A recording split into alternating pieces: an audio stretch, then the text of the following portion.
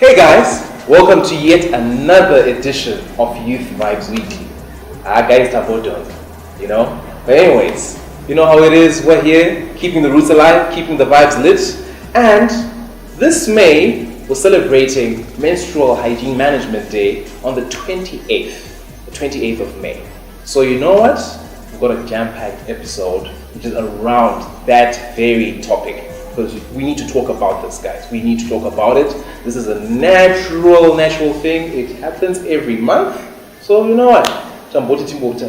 Dive into it and let's see how it goes.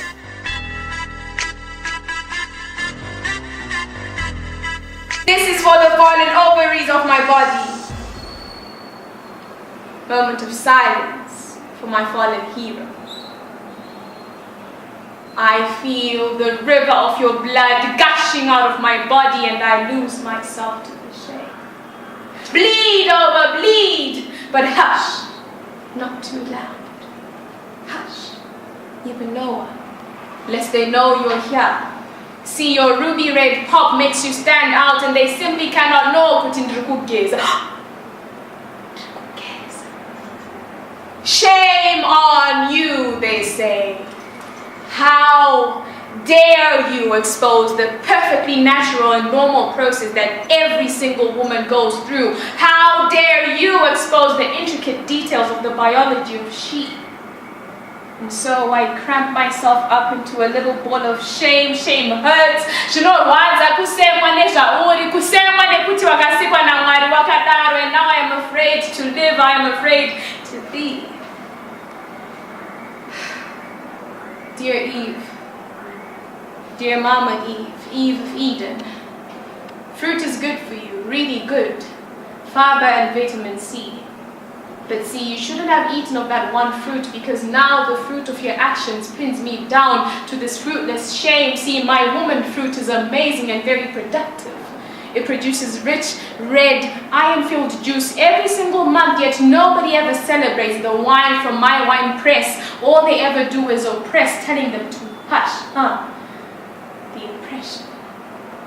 And now my oppressed overs scream in terror, tugging at the walls of my uterus, saying, please, let us be, let us bleed, we plead, we want to live, we plead, we want to burst into velvet freedom, but still I tuck and I hide and I cover everything up until there is not a drop, not even a particle to be seen. And finally, freedom. Freedom from myself. Freedom from condemnation. Freedom from my anatomy. Freedom from my humanity. And now, as I discreetly burn the last remnants of evidence of my criminal act of nature, I hope the warmth of my fire will melt your rigid brains so you will realize that I am only normal woman.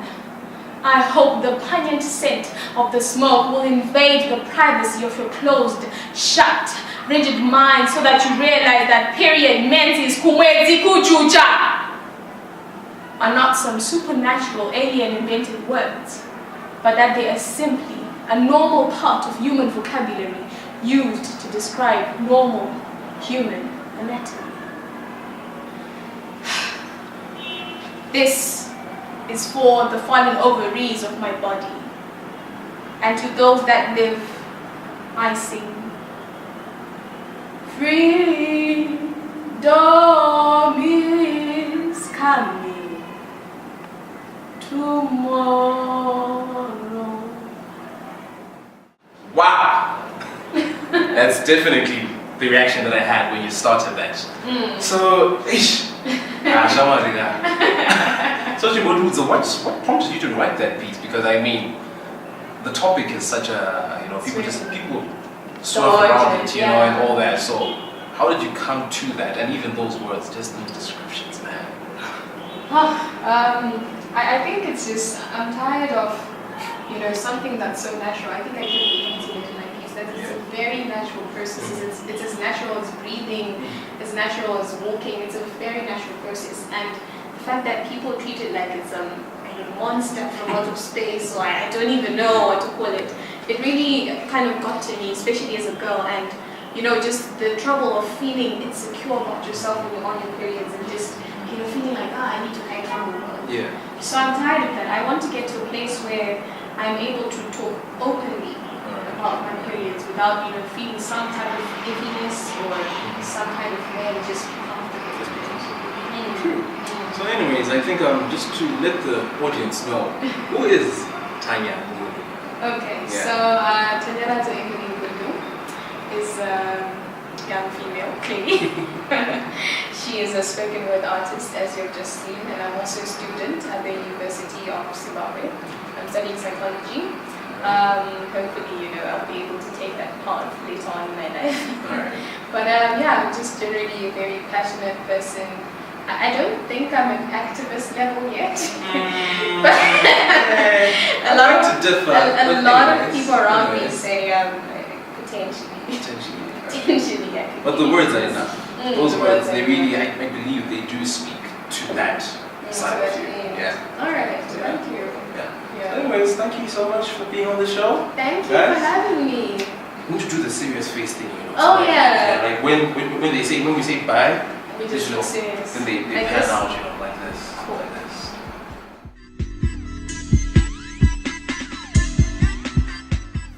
So today we have Nadia Nube, founder of Save the Girl Child movement. I think I'll actually not even preempt anything. I'll just let you just go straight into it. Let us know, what is Save the Girl Child movement? What is it about, and what's your role there?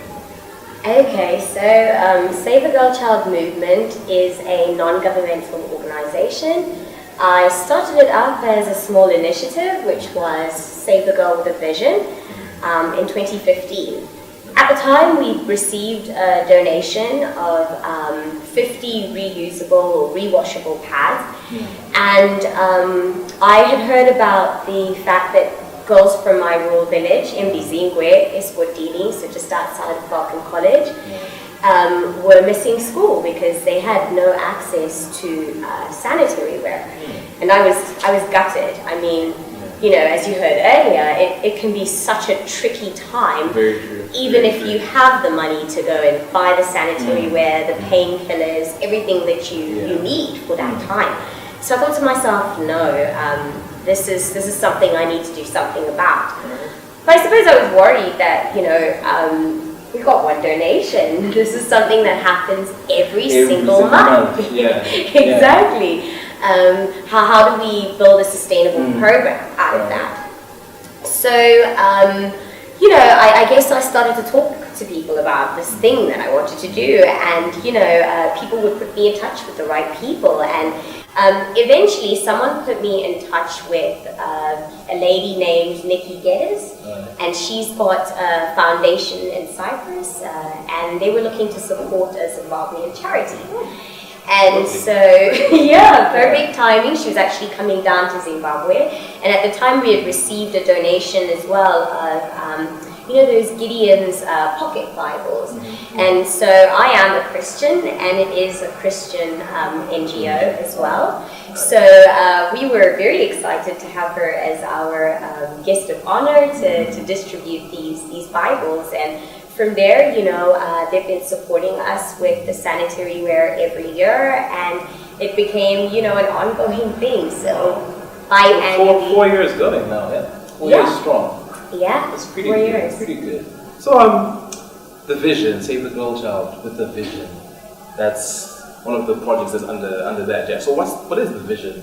Let's say, what's Save the Girl Child in 5 years' time? What is it in 10 years' time? Like what you're saying, there's the issue of sustainability, because this is something that's happening monthly to these girls, and even if this group of girls grows up and everything, I mean, at the end of the day, when they can now support themselves, they're still going to be girls who need support. So, what's the idea with that? How are we going to... That's an interesting question that you asked, because I think of it, the answer lies at 2 levels. So the first is that this name comes from the Ndebele in terms of saving amantombazana lophupho. Upupho or ipupho is a dream, it's a vision, right? Yeah, sure. And so we have this idea that we're trying to help two types of girls.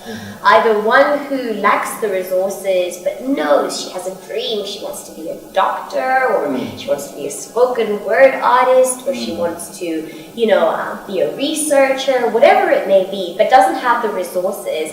Perhaps her parents can't put her through school anymore.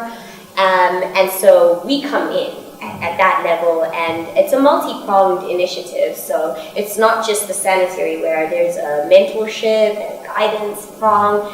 There's also the finance prong. So we have like an algorithm for the most needful girls. So if we have girls who are at high risk of dropping out of school, we prioritize them and try to mobilize funds for everything related to school. So school fees, uniforms, all that stuff. So basically also empowering the girl child. Yes. Besides just the issue of covering their part of things. Restoring dignity. Restoring dignity. Yes. I really like that. And speaking of dignity, you're looking pretty nice today. I love those beads. I think there's a story behind those beads. Yes, actually. Okay, so there's this lovely lady, and she makes African beadwork, and her brand is called Ubuntu Wunu Woto.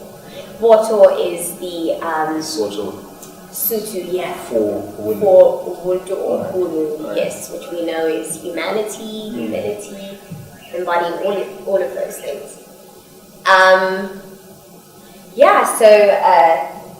She actually, when she was younger, she used to suck her fingers, and she couldn't go into the field because of that, because she wouldn't be doing the work, or she'd be trying to suck her fingers while she holds the hoe or while she's raking. And so her grandmother said, okay, since you can't quite do this thing, I am going to show you how to do beadwork. So I will start with a necklace or a bracelet, and I'll leave you with which means, sitting akagara parukwe. Yes. And when I come back from the field, you need to be done with the beading for this. And that's how it started. And she started wearing her things, and she would get all these compliments and realized, hey, I could be sitting on a gold mine. And interestingly enough is, even in our culture, whilst there's become this, and I think this taboo around menstruation is important. It's important from Western culture, because we used to wear beads, and then I know definitely Zambian women and even Zulu women wear a bead, different types of beads that signify what time of the month it is. So if you're menstruating, there's a certain bead that you would wear. If you are breastfeeding, there's a certain type of beads you would wear around the waist. So different, life periods or life courses that a woman goes through. So your husband would know, immediately, okay, not quite that time of the month for that thing. Alright, that's pretty interesting. I had no idea about the beads and, the whole correlation. But it's very interesting. That is very, very interesting. So one last thing from you. I realized you were speaking at a Rotaract meeting recently about restoring the dignity of the African child. What really would you say is your philosophy about that around? So, I'm a PhD student, and as I was kind of thinking through my research, of course they say I am. They say I'm a menstrual activist, and so I lobby and really want policy to change for us to be able to ensure sanitary dignity. And so I thought that, doing a PhD that's linked to this would provide the kind of information to make a strong argument that, this is what girls are going through if they don't have access to sanitary wear. So the talk that I did at Rotaract, it pretty much focuses on one of my key theories, even in my PhD. It's the issue of the dignity deficit. So in my view, when you have no access to, I call them menstrual hygiene management methods and materials, because they don't have to be the Western conventional, the pad, the tampon, or cotton wool. We had our own ways of managing our menstrual cycles, our menstrual periods, long before colonization. And so in the absence of that knowledge or these other organic methods, then it becomes an issue. It's not just about, access to pads or tampons. And so this issue if not resolved, becomes a kind of cyclical or monthly dignity deficit, right? Because you can't go to work, you can't work in the field, you can't go to school, you're almost paralyzed, right? You're embarrassed of staining your skirts or staining your clothes, and it's crippling. So that's kind of where that emerged from, and the talk at Rotaract focused more on the way that we, when you have development programs, obviously we like to take pictures of the work we're doing, with the children we're working with, and yes. And I think it's important that we're careful of how we portray Africa and Africa's children, because, often you think... Fair point. You hear Westerners saying, oh, the starving children in Africa. I'm yet to come across, and I've traveled, I'm yet to visit a country without poor starving children. There are starving children in the projects of America where there are opioid addictions, and perhaps the mother is unable to find employment, she's addicted to crack or whatever it is, and there is a child that is perhaps being neglected. In India, one of the most polarized societies like South Africa, where there is an extremely rich and a very, very poor.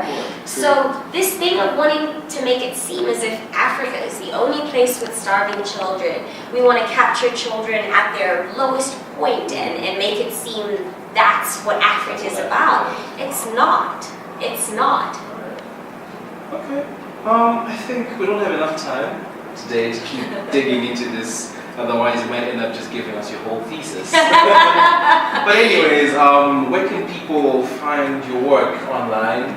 Any contact details, websites, anything of that sort? Yes, sure. So you can visit www.savethegirlchildmovement.org. That's www.savethegirlchildmovement.org. Yeah. Thank you so much, Nadia. It's my pleasure. Thank you for having me.